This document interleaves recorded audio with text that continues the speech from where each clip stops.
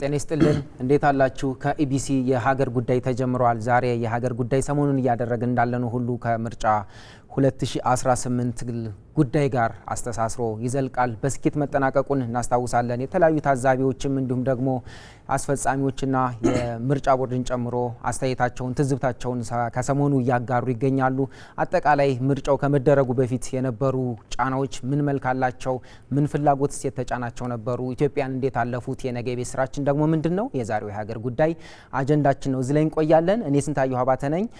ፕሮፌሰር አለማየሁ ገብረ ማርያም ወይም አልማርያም ጠበቃ ናቸው። እንዲሁም ደግሞ የዓለም አቀፍ ግንኙነትን ተንታኝና ምሁር ናቸው። በሌላ በኩል ደግሞ አፈወርቅ በደው ያለ ቋሚ የሀገር ጉዳይ ተንታኛችን ከእነሱ ጋር እንቆያለን። ስለምታውሱን ጊዜ ግን አስቀድመን እናመሰግናለን። በዲጂታል አማራጭ የምትመለከቱን ደግሞ ሀሳብ አስተያየታችሁን በጨዋነት እዛ ላይ እንድታሰፍሩ እናበረታታለን። የቀጣዮቹ ፕሮግራሞቻችን አካልም እናደርጋለን። አስተያየታችሁን ስለመጣችሁ አመሰግናለሁ። ለጊዜያችሁም እንዲሁ እኔም አመሰግናለሁ ስለጋባዛችሁ። በጣም ጥሩ። ከፕሮፌሰር ከእርሶን ጀምር። የምርጫውን አድርገን በሁለተኛው ቀን እንገኛለን። በተለያዩ አካባቢዎች ወይም ደግሞ በየምርጫ ጣቢያዎች ውጤቶች እየተለጠፉ ነው። ከሱ በፊት ያለውን ነገር ግን እናንሳው። በተለይ ምርጫው ከመደረጉ በፊት የነበረው የውስጥና የውጭ ጫና በጣም ከፍተኛ እንደነበረ ይታወሳል። የውጭውን ጫና እስኪ በማንሳት እንጀምር። በተለይ በውጭ በኩል የመገናኛ ብዙሃን ነበሩ፣ በጣም ስም አላቸው የሚባሉ የረድኤት ተቋማት አሉ። የፖለቲካ ፍላጎት የተጫናቸው ግን ደግሞ ስማቸው የሰብአዊ ተቋማትና ተሟጋቾች የሚል ታፔላ የለጠፉም አሉ። በርከት ያሉ መናበብ የጎላባቸውን ሂደቶች ተመልክተናል። በተለይ የኢትዮጵያ ምርጫ እንዳይደረግ ከፍተኛ ጥረት የነበረው ከምን አንጻር ሊሆን ይችላል? አጠቃላይስ ደግሞ የጫናው ምን መልክ ነበረው የሚለውን በመገምገም ብንነሳ ብዬ ነው። እንግዲህ በጣም ጥሩ ጥያቄ ነው። ህዝብን ሊረዳ ይገባል ብዬ አምናለሁ። አንደኛ የተቀናጀ ሴራዊ የሆነ ስራ ይሰራ ነበረ። በተለይም ከአሁን በፊት ኢትዮጵያ ላይ አትኩረው በውስጥም ካሉ ድርጅቶችም ሆነ ግለሰቦች ጋር ተቀናጅተው የውጭንም ደግሞ የፖለቲካ አጀንዳ ወይም ጠቁሜ አስረዳለሁ አርገው የሚያዛምቱና ኢትዮጵያ ላይ ጦርነት የከፈቱ ነበሩ። ለምሳሌ ብንል ሲኤንኤን የመሰሉ እነ ብሉምበርግ እነ ቢቢሲ ኢኮኖሚስት በተለይ ኢኮኖሚስት ለነገሩ እኔ ሞግቻቸዋለሁ በሶሻል ሚዲያም በሌላ ላይ ልክልካቸው ነግሬያቸዋለሁ። ስለዚህ ተቋቁመናል ማለት ነው። እነሱ ሁልጊዜ ካስተሳሰባቸው እንጀምር። እነሱ አስተሳሰባቸው ምንድን ነው ብትለኝ፣ አንደኛ እኛ ለኢትዮጵያ ሕዝብ እናውቃለን፣ በጠቅላላ ለአፍሪካ ሕዝብም እናውቃለን ነው። ለምሳሌ ፓትሪክ ስሚት ኢኮኖሚስት ያልከውን ሰውዬ ከትላንት ወዲያ ሞግቸው ነበር። የእነሱ ምንድን ነው አፍሪካ ሪፖርት የሚባል አለ፣ ነጭ ነው። ያንን አውድ ተጠቅሞ ያንን ፕላትፎርም ተጠቅሞ የራሳቸውን የሊበራል ወይም ይሄ እነሱ የሚፈልጉትን ርዕዮተ ዓለም ለማዛመት ነው የሚፈልጉት። ይሄም ምንድን ነው እኛ ነጮች ነን፣ የበላይነት አለን፣ ለጥቁር መብት እንታገላለን። ጥቁሮች ራሳቸውን አያውቁም፣ ኢትዮጵያንም ጨምሮ ማለት ነው።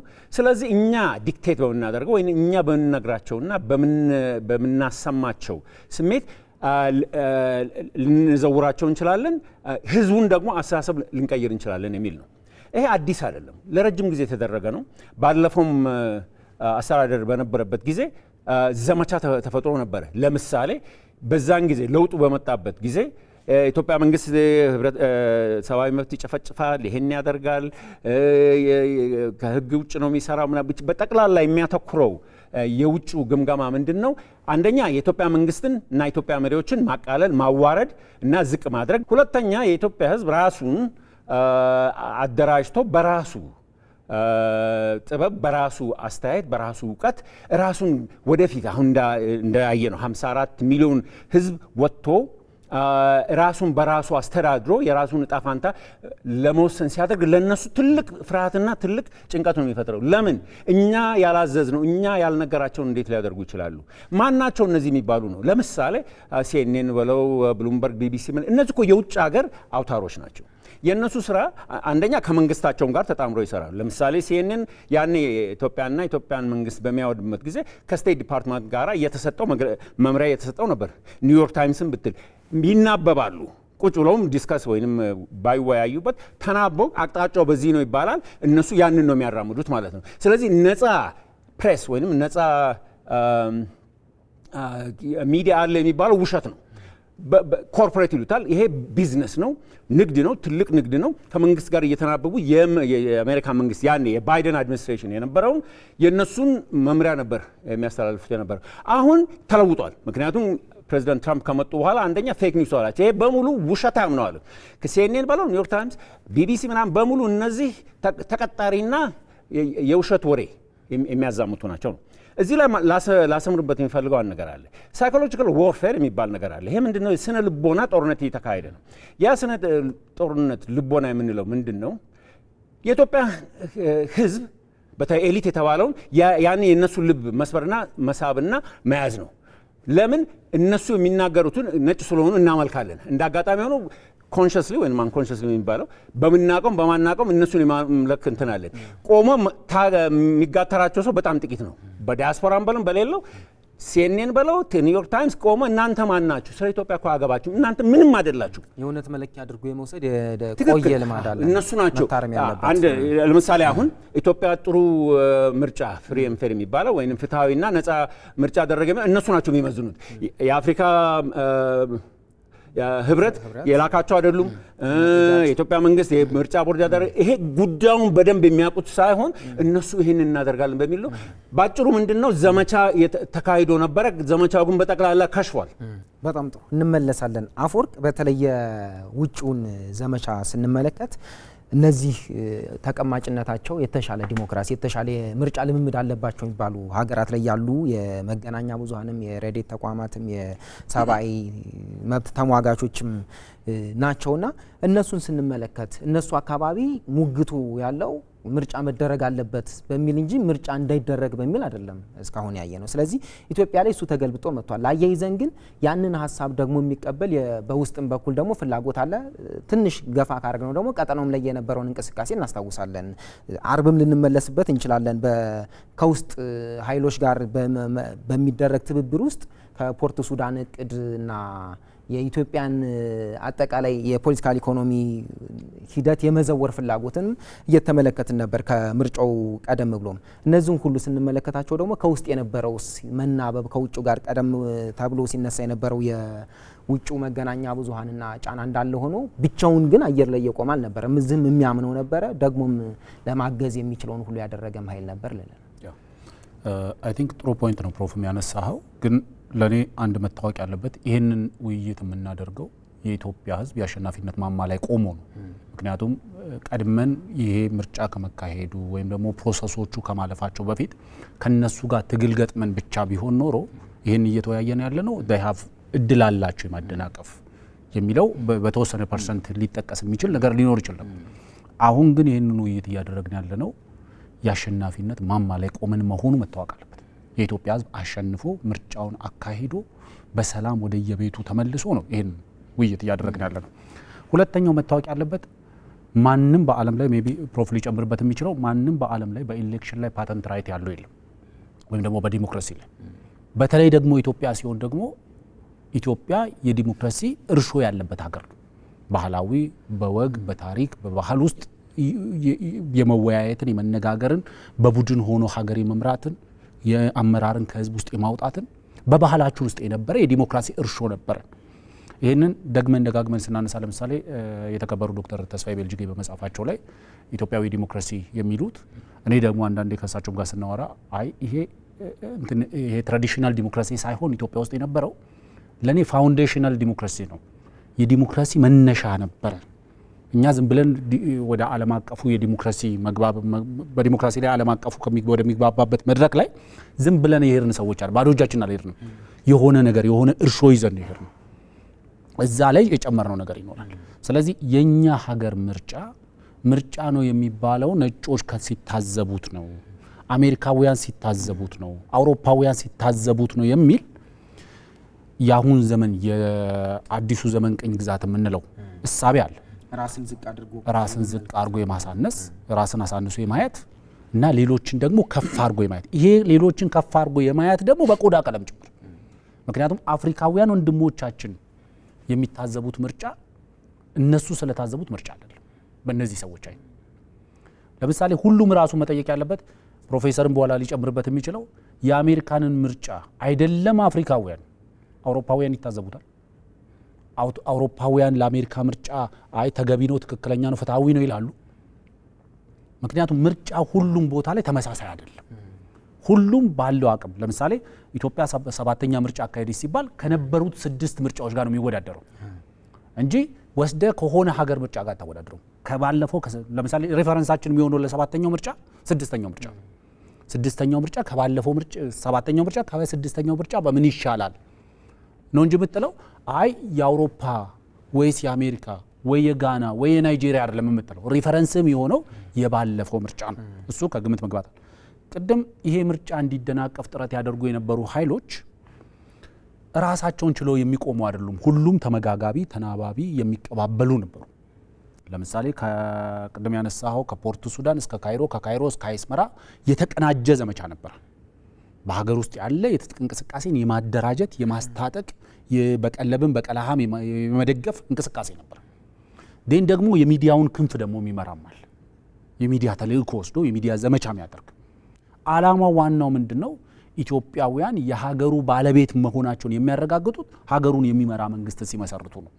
ስለዚህ ይሄንን ስታደናቀፍ እያልክ ያለው ኢትዮጵያውያን የሀገሩ ባለቤት አይደሉም። ኢትዮጵያውያን መንግስታቸው ለመምረጥ ብቁ አይደሉም፣ ዝግጁ አይደሉም፣ ለዲሞክራሲ ገና ናቸው። ስለዚህ የተሻለው መንገድ ምንድነው? ከዚህ በፊት እንደሚደረገው ከአውሮፓና ከአሜሪካ እየተሾመ የሚመጣል ወይም ደግሞ የተወሰኑ ቢሮ ውስጥ ያሉ ሰዎች ተነጋግረው በቃ አንተ ይሄን ያዝ አንተ ይሄን ያዝ ተባብለው። ምክንያቱም ለህዝብ ያለ ንቀት ነው ይሄን የሚያመጣው። ሁሉም ሰው መረዳት ያለበት ማለት ነው። ለህዝብ ካለ ንቀት ነው የሽግግር መንግስት ሲጠየቅ ለምሳሌ ለህዝብ ንቀት ስላለ ነው። ምክንያቱም ህዝቡ አማራጭ ቀርቦለት ሊመርጥ ስለማይችል እኛ ፖለቲከኞቹ በአንድ አዳራሽ ውስጥ እንሰብሰብና እንሹምለት መንግስት እናዋቅርለት የሚባለው ለህዝብ ለመንግስት ስላለ ንቀት አይደለም። ጥያቄው የሚቀርበው ለመንግስት ስለሆነ ለመንግስት ማግለያውን ክብር እኮ አለ። ለህዝብ ግን ንቀት አለ። ለህዝብ እኛ ሐሳባችንን ብናቀርብ ህዝብ የኛን ሐሳብ ገዝቶን እኛን ወደ ፓርላማ ሊያስገባን አይችልም። ስለዚህ በአቋራጩ መንገድ ዲሞክራሲ ሁሉ ጊዜ ሾርት ከት የለውም ይባላል አይደል? ዲሞክራሲ የሚመነጨው መነሻው መድረሻው ህዝብ ነው። ከህዝብ ይነሳል ወደ ህዝብ ይደርሳል። ሾርት ከት የለውም። ይሄንን ሾርት ከት ለማበጀት ምን ይደረጋል? አይ ወደ ህዝቡ ከምንሄድ ወደ መንግስቱ ትንሽ ጠጋ እንበልና አንተም የተወሰነ ስልጣን ታገኛለህ እንደ መንግስት፣ እኛንም ደግሞ ትንሽ ከኩርሲው ጠጋ በልልንና እንቀመጥ። ይሄ ለህዝብ ያለ ንቀት። ግን ዋናው መሰረታዊው ነገር ዘመቻውን ስታየው የውጭና የውስጥ ዘመቻ የሚናበብ ነበር፣ የሚመጋገብ ነበር፣ በቀለብና በቀላሃ የሚተሳሰር ነበር። በአንዳንድ በሚዲያ ዘመቻዎች የሚቀባበል ነበር። የሀገር ውስጥ ሚዲያዎች ነበሩ፣ የውጭ ሚዲያዎች ነበሩ። አሁንም ከምርጫው ማግስትም ደግሞ ይሄንኑ ዘመቻቸውን እየቀጠሉ ያሉ ሚዲያዎች አሉ። ምርጫውን ክሬዲብል አለመሆኑን ለማሳየት እዚህ ቦታ እንደዚህ ሆነ እዛ ቦታ እንደዚህ ሆነ የሚሉ ውጤቶችን በማምጣት በዚህ ምክንያት ምርጫው ትክክለኛ አይደለም፣ ፍትሃዊ አልነበረም፣ ትክክለኛ ተገቢ አልነበረም፣ ዲሞክራሲያዊ አልነበረም የሚል ዘመቻ ለመክፈት የሚያቆበቁቡ ሚዲያዎችን ታያለ። እነዚህ ሚዲያዎች ሌላ ሀገር ላይ ጦርነት መሀል ያለን ሀገር አስገድደ ምርጫ ለማድረግ ጥረት የሚያደርጉበት ሁኔታ አለ። ለምሳሌ ደጋግመን እናነሳዋለን ዩክሬንና ራሽያ ሲዋጉ እኮ ዩክሬን መንግስትን በተለይ ፕሬዚደንት ትራምፕ አስተዳደር ከመጣ በኋላ እኮ ምርጫ አድርጉ ይላሉ። አምባገነን ምርጫ ሳታደርግ መንግስትነትን ይዘ ስለቆየ ካንተ ጋር መነጋገር መደራደርም አልፈልግም። ሌሎች ተቋማት ሀገራትን ምርጫ አድርጉ ብለው ሲያስገድዱ ኢትዮጵያ ላይ ደግሞ ምርጫ እንዳይደረግ የሚል ዘመቻ ሲያደርጉ ታገኛቸዋል። ምክንያቱም ምንድነው ሲባል ለነሱ ሰረንደር የሚያደርግ እነሱ ተቆጣጥረው እነሱ ፓተንት ራይት እንዳላቸው በምርጫ ላይ ፓተንት ራይት አላቸው። ስለዚህ ያንን ሰርቲፊኬታቸውን ይዘው መጥተው እዚህ የምታካሂዱት ምርጫ እኛንም የምንቆጣጠረው እኛንም የምናየው ዴን ሰክሰስፉሊ ዲሊቨሬት ተደርጓል የሚለውን ደግሞ እኛንን ሰርቲፋይ የምናደርገው የሚል እሳቤ አለ። ስለዚህ ያንን ከግምት ማስገባት ያስፈልጋል። በጣም ጥሩ እንመለስበታለን። በተለይ ከድህረ ምርጫ ወቅት ላይ ስለሆነ የምንገኘው የቀጠለው ሴራና ቅንጅት ምንድነው የሚመስለው የሚለውም በተለይ ከሚዲያዎች አንጻር እንመለስና እናነሳዋለን በጥልቁ። ፕሮፌሰር ወደ እርስዎ ልምጣ። ቀደም ብለን ስናነሳ ነበር የተናባቢ የሆኑትን የውጭና የውስጥ ጫናዎች ግን ደግሞ ኢትዮጵያን በጀግነት ያሸነፉዋቸውን ሴራዎች ማለት ነው። ፍላጎታቸው ምንድን ነበር የሚለውን ነገር የሚጨምሩ ካለ እሱን እናንሳውና በተለይ በዚህ ልክ ያን ጫና ማምጣት የፈለገው በእርግጥ ኢትዮጵያ ውስጥ ምርጫው ዲሞክራሲያዊና ነጻ ይሆናል አይሆንም የሚል እሳቤ አሳስቧቸው ነው ወይስ ደግሞ ምርጫው ባለመደረግ ውስጥ ሌላ ሊመዙት የሚያስቡት ካርድ ነበር የሚለውን አንድ እንያዝ። ከዛው ጋር አያይዘን ግን ኢትዮጵያውያን ከጥንት እስከ ዛሬ የሄዱበትን ደግሞ የጀግነት ምዕራፍን ብናነሳው ጥሩ ነው ብዬ አስባለሁ። አስባለሁ። በታሪክ የምናውቀው እንደ አድዋ አይነት ጀግንነት አለን። በጥቂት ዓመታት ደግሞ ከህዳሴ ግድብ ድርድርም ጋር በተገናኘ እርስዎ የሚኖርበትን አገር ጨምሮ የነበረው እንቅስቃሴ የምናስታውሰው ነው። በተለይ ኢትዮጵያን ሸብረክ ለማድረግ ሲሞከር ባልተገባ መንገድ ኢትዮጵያ የአባይ ወንዝንም እንዳትጠቀምና አስገዳጅ ስምምነት ካልተደረሰ የሚል የመጀመሪያው ዙር የትራምፕ አስተዳደር ጫና ሲያደርግ ኢትዮጵያ ድርድሩን ወደ ሀገር ውስጥ የመለሰችበት ከዛ በኋላ ኢትዮጵያን ምን አይነት ወኔ ውስጥ ገብተው ግድቡን እንዳጠናቀቁት እናስታውሳለን። በጣም አምጥተን ደግሞ ሰሞኑ ላይ ስናመጣው ምርጫውም ላይ በተመሳሳይ ይሁን ሁሉ ጫና አሸንፈው ኢትዮጵያን የራሳቸውን እጣ ፈንታ በራሳቸው መጻፍ የሚያስችል የተሟላ አቅም እንዳላቸው ከዛም ባሻገር በሌሎችም አውዶች ደግሞ ለአፍሪካንና ለመላው ዓለም በሰላም ማስከበር ነው እንችላለን በሌሎች የትብብር አውዶች ላይ መትረፍ እንደሚችሉ ያሳዩበትና ዳግም አድዋን የጻፉበት ነው የሚል ምልከታ አለኝ። እኔ እዛ ላይ ሀሳብ እናዋጣ። እሺ፣ በጣም ጥሩ ጥያቄ ነው። አመሰግናለሁ። አፈወርቅ የተናገረው ላይ ሁለት ግዙፍ የሆኑ ነጥቦችን ማስቀመጥ እፈልጋለሁ። አንደኛ ይሄ ያደረግነው ምርጫ ታማኝነትና ነፃና ፍትሃዊ መሆኑን በምንድን ነው የምናውቀው? ያስ አይደለም ብሎ መጨረሻ ላይ ያመጣው ጥያቄ አይደለም ፍትሃዊ ስላልሆነ ምን ይፈጠር ምን ይጠበስ የሚለውን ሀሳብ ልሰነዝርበት ፈልጋለሁ። አንደኛ የትራምፕ አድሚኒስትሬሽን እንግዲህ ከአሁን በፊት የአሜሪካ መንግስት ነበር በጣም ይጫነን። የባይደን አድሚኒስትሬሽን የተሟገቷቸውን ሰዎች ነው የምነግርህ። እነ ሱዘን ራይስ፣ እነ ሰማንታ ፓወርስ፣ እነ ብሊንከን ሁሉንም የሞገቷቸውን ነው። በፊት ለፊትም በሶሻል በሁሉም የሞገቷቸው። የእነሱ ሀሳብ ምንድን ነው? እኛ ጣታችንን ሚዛኑ ላይ አድርገን የምንፈልገውን ማስመረጥ እንችላለን የሚል ነው። ይሄ መሰመር አለበት።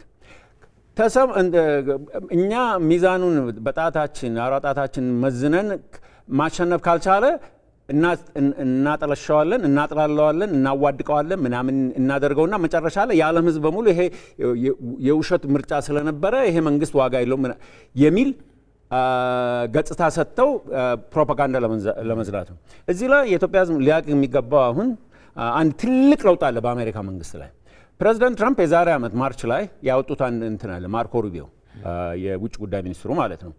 ያሉት ምንድን ነው? ብዙ ሰው አያውቀውም ብዬ ነው የምገምተው።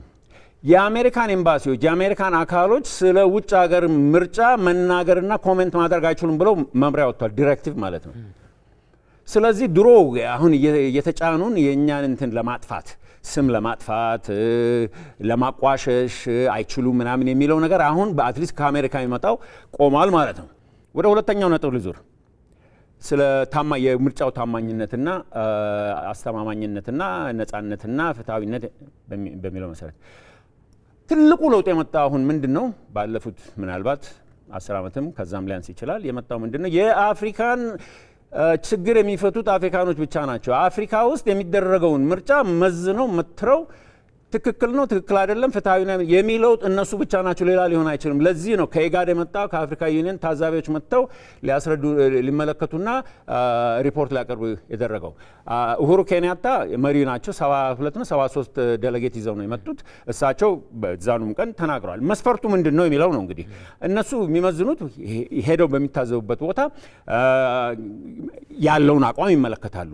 ከዛ ቀደም ያለውንም ለምሳሌ ምርጫ ቦርዱ የተሟላ ነው ወይ፣ እውቀት ያላቸው ሰዎች ናቸው ወይ የሚመሩት፣ ድርጅቱ እንዴት ነበረ፣ ፍትሃዊና ነፃ የሚሆነውን ነገር የሚያሟሉ ኢንፍራስትራክቸር ወይንም መሰረተ ስራዎች በቦታው ላይ ያሉ የሚል ነው። በምርጫው ቀን ደግሞ ምን አይነት ነገር ተከሰተ፣ በጊዜው ተከፍቷል ወይ፣ በሰዓቱ አሰራራቸው አመዘጋገባቸው ምናምኑ ያንን የሚያሟላ መስፈርት አለ። ዝም ብሎ በምዕናብ የሚሰራ ነገር አይደለም።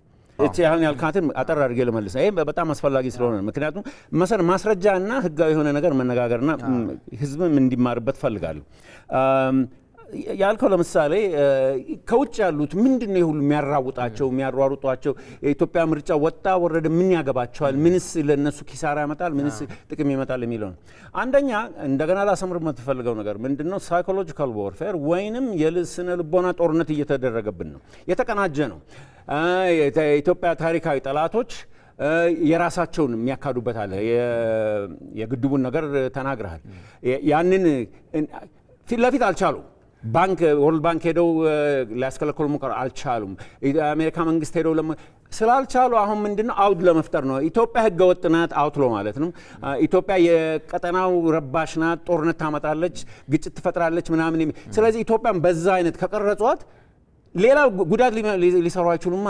ያንን በማጠልሸት እነሱ የሚያሸንፉ ይመስላቸዋል፣ ግን ሊያሸንፋቸው እንዳልከው የኢትዮጵያኖች ጀግንነት ከአድዋ ብቻ ሳይሆን ግድቡን በመስራት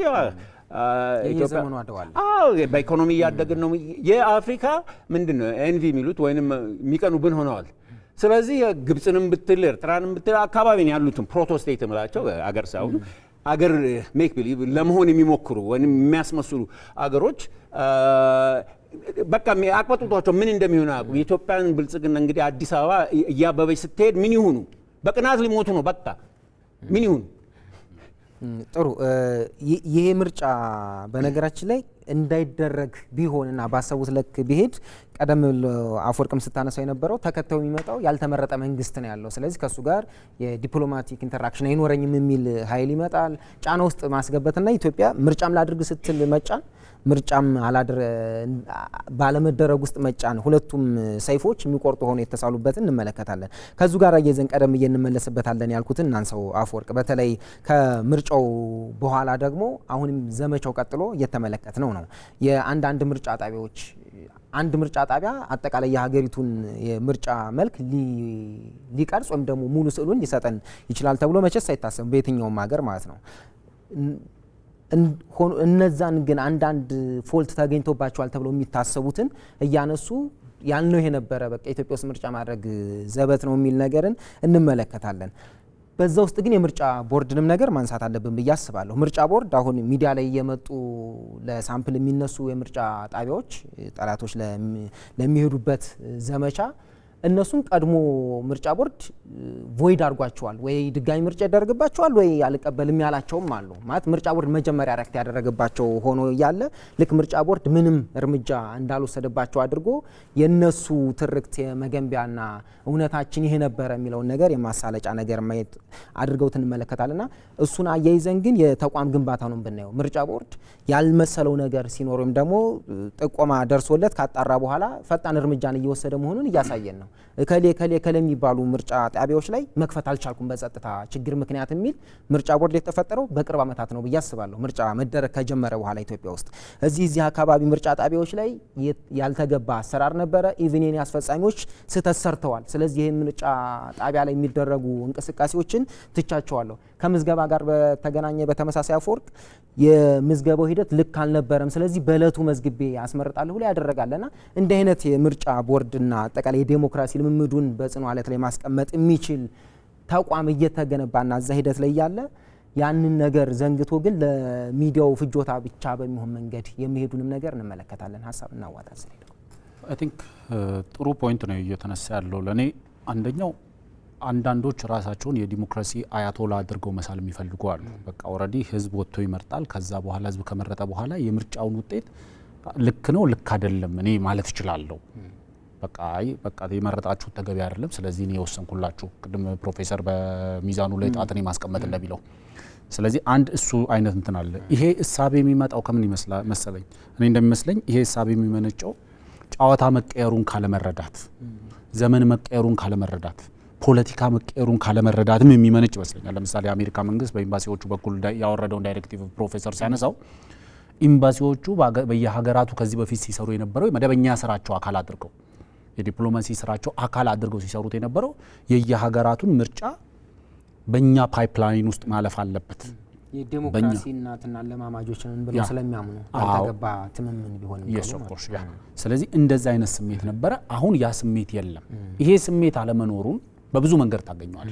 ያ ስሜት ያለው ማጋ ነው ስትል አሁንም መንግስትነት የሚመነጨው በምዕራባውያን ይሁንታ በምስራቃውያን ይሁንታ ወይም ደግሞ በሀያላን ሀገራት ይሁንታ ነው እንጂ በህዝብ ይሁንታ አይደለም የሚል በአፍሪካውያን ጭንቅላት ውስጥ ይቀራል። አሁን ትልቁ ችግር ምንድነው? ቅኝ ግዛት ከአፍሪካ ወጥቷል እንጂ ከአፍሪካውያን ጭንቅላት አልወጣም ይባላል። ስቲል በአፍሪካውያን ራሳቸውን እኔ ከነጩ እኩል ነኝ፣ እኔ በሀገሬ ጣፈንታ ላይ ወስናለሁ፣ ሀገሬ የኔ እጅ ስራ ውጤት ነች የሚለው ደረጃ ላይ ራሳችንን ማድረስ አለመቻላችን አንደኛው ትልቁ አስቸጋሪ ነገር ነው። መንግስት ያለ ምርጫ ሲባል ለምሳሌ ትልቁ ነገር ብዙ ሰው ይሄንን ይወደዋል፣ ብዙ ፖለቲከኞች ይወዱታል አሁን መንግስት ያለ ምርጫ ሲባል። ምክንያቱም መንግስት ያለ ምርጫ ማለት በሻሞ ወይም ደግሞ በትውውቅ በአምቻ በጋብቻ ተጠራርቶ መንግስት መመስረት ማለት ነው። መንግስት ያለ ምርጫ መጣ ማለት የህዝብ ብሔራዊ ደህንነት፣ የህዝብ ብሔራዊ ጥቅም፣ የሀገር ህልውና ምናምኖች የቀብር ንፍሮ ይሆናሉ ማለት ነው። ማንም መጥቶ የሚዘግናቸው መንግስት ያለ ምርጫ ሲመጣ ለምሳሌ ህወሓት በጦርነት ወደ ስልጣን ሲመጣ ያደረገው ምንድነው? የሀገሪቷን ባህር በር ሙሉ ለሙሉ አሳልፎ ነው የሰጠው። የሀገር ብሔራዊ ጥቅም የቀብር ንፍሮ ይሆናል የሚባለው ለዚህ ነው። ምክንያቱም የቀብር ንፍሮን የቀበረም ያልቀበረም ያስታመመም የገደለም መጥቶ ዝም ብሎ ይዘግናል ማለት ነው። ምክንያቱም ከልካይ የለውም፣ ጠባቂ የለውም። መንግስት ያለ ምርጫ ሲሆን እንደዛ ነው የሚሆነው። የህዝብ ውክልናም የህዝብ ውግንናም አይኖረው ያለ ምርጫ የሚመጣ መንግስት። በምርጫ የሚመጣ መንግስት ደግሞ ምንድነው? የህዝብ ውክልና አለው፣ የህዝብ ውግንና አለው። ስለዚህ እነዚህ ሁለቱ ነገሮች ስላሉት ቅቡልነቱም ከህግም ከህዝብም አይን ስለሚታይ ከተቋምም ስለሚመነጭ ለምሳሌ ምርጫ ቦርድ የሚያመጣውን ውጤት ተከትሎ የሚመሰረት መንግስት ደግሞ ከሌሎች ተቋማት ከፋይናንስ፣ ከፒስ ኤንድ ሴኩሪቲ ወይም ደግሞ ከዲፌንስ፣ ከጸጥታና መከላከያ ሰራዊቱ እነዚህ ሁሉ ሌጂቲመሲ ቅቡልነቱን ያረጋግጡለታል። ምክንያቱም የእሱን ትእዛዝ ተቀብለው ያስፈጽማሉ ማለት ነው። ስለዚህ ይህንን ያለ ምርጫ መንግስት ኢንሲስት የሚደረገው የኢትዮጵያን ብሔራዊ ጥቅም እንደ ቅድም እንዳልኩት እንደ ቀብር ንፍሮ መዝገንም ስለሚፈለግ ነው። አንደኛው ይሄ መታየት አለ። ሁለት ቁንጽል የሚታዩ እያንዳንዱ ቦታ ጋር የሚታዩ ዲፌክትስ እያመጣ የምርጫውን ይሄንን ሃስቲ ጀነራላይዜሽን እንደሚባለው አንድ ኢንሲደንትን አምጥተ ጠቅላላ የሀገሪቷን ምርጫ ዲፋይን ለማድረግ የምታደርጋቸው ጥረቶች ከኢንቴንሽን ነው የሚመነጩት፣ ኢል ኢንቴንሽንድ ስለሆኑ ማለት ነው። ምክንያቱም ለነሱ ትርክት የሚመቻቸውን መዞ ይመጣና እዚህ ምርጫ ጣቢያ ላይ እንደዚህ አይነት ኢንሲደንት ተከስቷል፣ ስለዚህ በሀገር አቀፍ ደረጃ ተወስዷል። ይሄ ጤነኛነት አይደለም። ለምሳሌ ስለ ምርጫ እናውራ ከተባለ ስለ 52000 የምርጫ ጣቢያዎች ነው የምናወራው። ስለ ምርጫ እናውራ ከተባለ በዚህ 52000 የምርጫ ጣቢያዎች ውስጥ አንድ የምርጫ ጣቢያ ውስጥ የሚፈጠር ኢንሲደንት 52000 የምርጫ ጣቢያዎችን ዲፋይን አያደርጉም በምንም አይነት ፓራሜትር ማለት ነው። በስታቲስቲክስ አይሰራም፣ በፖለቲካ አይሰራም፣ በኢኮኖሚክስ አይሰራም፣ በኤኒ ፓራሜትር ይሄንን ብትወስደው አይሰራም። በእንግሊዘኛው ሃስቲ ጀነራላይዜሽን እንደሚባለው የተሳሳተ ድምዳሜ ላይ ነው የሚያደርስ።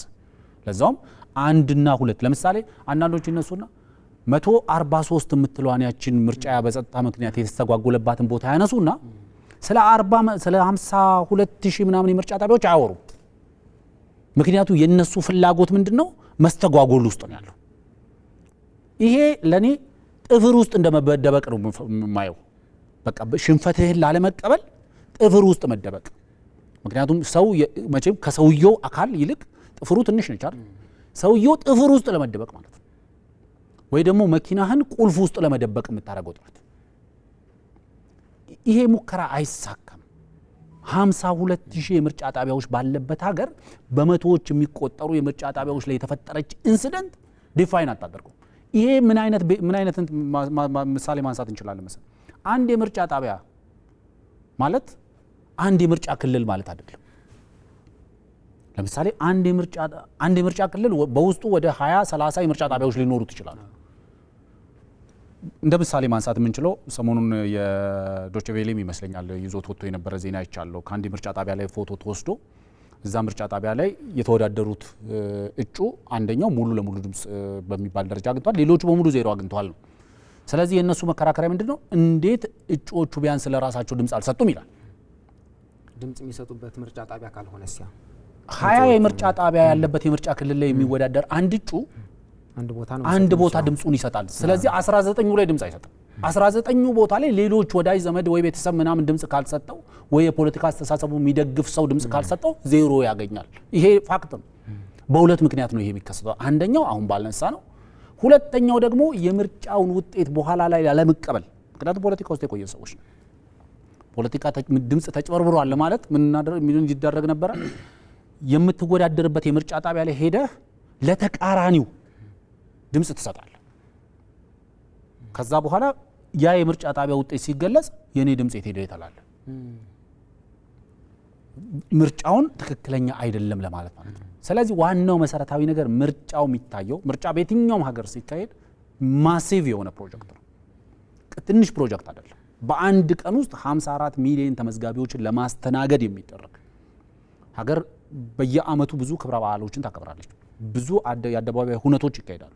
54 ሚሊዮን ህዝብ አይወጣም። 54 ሚሊዮን ህዝብን ማክሲመም በ24 ሰዓት ውስጥ ተቀብሎ ለማስተናገድ የሚደረግ ዘመቻ አለ። ለምሳሌ ትልቁ የዓለማችን ዲሞክራሲ እንደ ዲሞክራሲ ነው አይደል? ቀናትን ይፈጃል ድምጽ መስጠቱ ብቻ ቀናት። የኢትዮጵያም ኦልሬዲ ወደዛ እኮ እየሄደ ነው። ለምሳሌ በፊት 12 ሰዓት ላይ ያልቅ ነበር። አሁን ወደ እኩለ ሌሊት እየገፋ ነው። ወደፊት ተመዝጋቢው ቁጥር እየጨመረ ሲሄድና በአንድ ቀን ማስተናገድ ማንችልበት ቁጥር ላይ ሲደርስ እኮ የቀናት ጉዳይ ይሆናል። በ5 ዓመት የሚጨምረው ቁጥርም ቀላል አይደለም። ከ36 አካባቢ ከ40 ሚሊዮን ወደ 54 ሚሊዮን አካባቢ ከፍ ብሏል። ስለዚህ በሚቀጥለው ዓመት 70-80 ሚሊዮን ህዝብ ሊመዘገብ ይችላል። ስለዚህ ይሄንን በአንድ ቀን ልታስተናግደው አትችልም።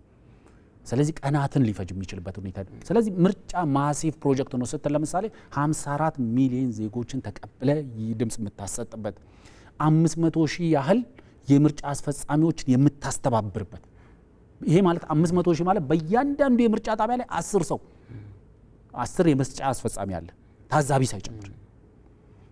አንዳንዶች እጩ ድምጽ የሚሰጠው የምርጫ ጣቢያዎቹ 20 ከሆኑ 20ዎቹም ጋር ሄዶ ድምጽ የሚሰጥ ይመስላችኋል። ተዘዋዋሪ ታዛቢ የሚባል አለ። ከምርጫ ጣቢያ እየዘለለ ሁነቶችን የሚቆጣጠር ተዘዋዋሪ ታዛቢ። ተዘዋዋሪ ድምጽ ሰጪ ግን የለም። ምክንያቱም ክቡር ጠቅላይ ሚኒስትር ስለሆኑ በሻሻ ምርጫ ክልል ላይ ሁሉም ጣቢያዎች ላይ እጄ ድምጽ ልስጥ ማለት አይችሉም። ድምጽ መስጠት የሚችሉት እዛች አንድ ምርጫ ጣቢያ ላይ ነው። ለዛ ነው በባለፈው ፕሮግራማችን ስናነሳው የነበረው ምርጫ ማለት የእኩልነት ቀን ነው።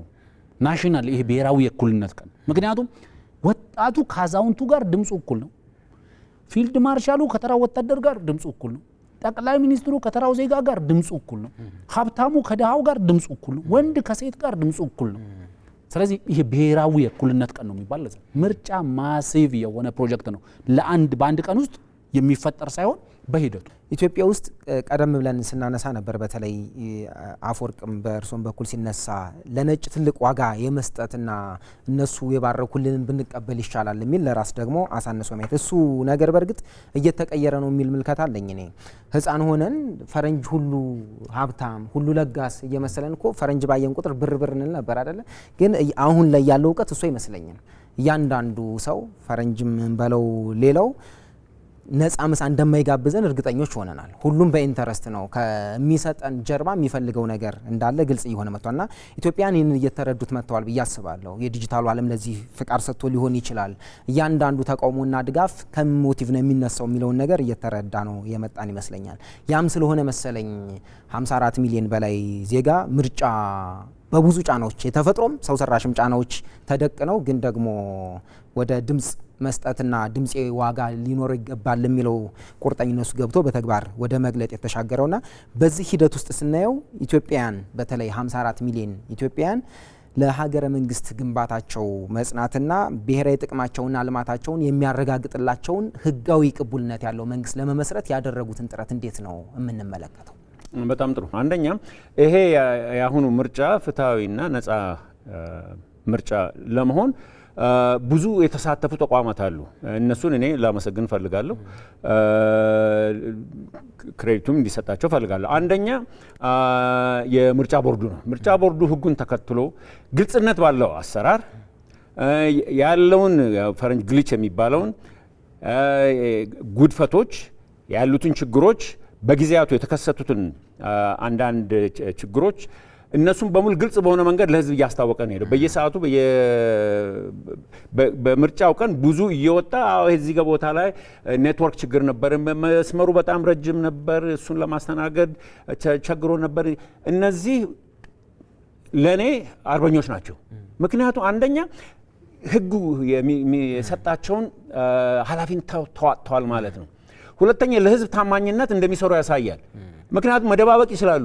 አይ ሁሉ ነገር አልጋ ባልጋ ነው ብሎ ማለፍ ይችላሉ። አይደለም፣ አይ እዚህ ቦታ ላይ ችግር ነበረ ማለት። ስለዚህ ለነሱ ደግሞ ራሳቸውም ተቃዋሙም ሆነ የሚሰሩትም ሰዎች የሚመሩትም ቦርዱንም ከዛም እነሱ የፈጠሩት ድርጅት ለዚህ ስኬታማነት ትልቅ መስተዋጽኦ አድርጓል። ሁለተኛ የኢትዮጵያን ፖሊስ በተለይም ደግሞ ሌሎችም የደህንነት አካሎች አሉ ከጀርባ ሆኖ ይህንን ነገር ስኬታማ እንዲሆን ያደረጉት ማለት ነው።